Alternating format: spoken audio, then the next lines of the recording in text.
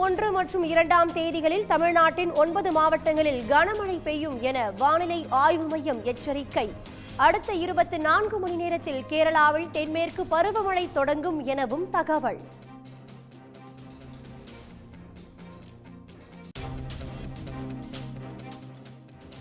தமிழ்நாடு இந்தியாவின் விளையாட்டு தலைநகராக உருவாகி வருவதாக முதலமைச்சர் மு.க.ஸ்டாலின் அறிக்கை. செஸ் ஒலிம்பியாட், ஸ்குவாஷ் உலகக்கோப்பை, கேலோ இந்தியா உள்ளிட்ட சர்வதேச போட்டிகளால் கவனம் ஈர்த்துள்ளதாக பெருமிதம்.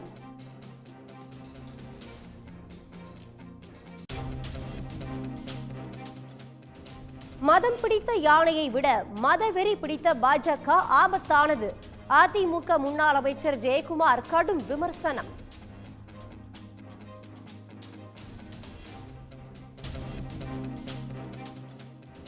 பிரதமர் நரேந்திர மோடி வருகையை முன்னிட்டு கன்னியாகுமரியில் போலீசார் பலத்த பாதுகாப்பு ஏற்பாடுகள்.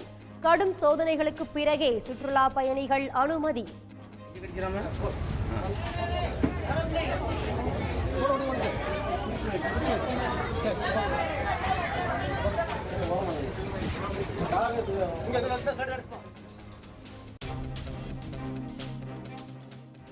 டெல்லியில் வாட்டி வதைக்கும் கோடை வெயிலால் குடிநீர் தட்டுப்பாடு.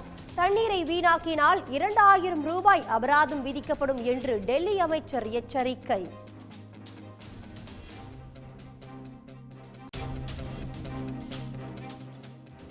$4 கோடி பறிமுதல் செய்யப்பட்ட வழக்கில் நயினார் நாகேந்திரன், கேசவ விநாயகம் ஆகியோர் நேரில் ஆஜராக உத்தரவு. நாளை மறுநாள் விசாரணைக்கு ஆஜராக சிபிசிஐடி போலீசார் சம்மன்.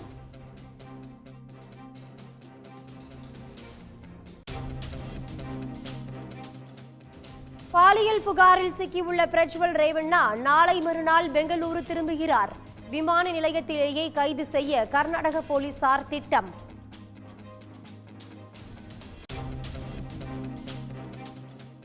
வடகிழக்கு மாநிலங்களில் மழை, வெள்ளம் மற்றும் நிலச்சரிவுகளில் சிக்கி உயிரிழந்தோரின் எண்ணிக்கை 37ஆக உயர்வு. அருணாச்சல், நாகாலாந்து, மணிப்பூர், மிசோரம், திரிபுராவில் தொடர்ந்து கனமழை பெய்வதால் பேரிடர் மீட்பு குழு தயார் நிலை.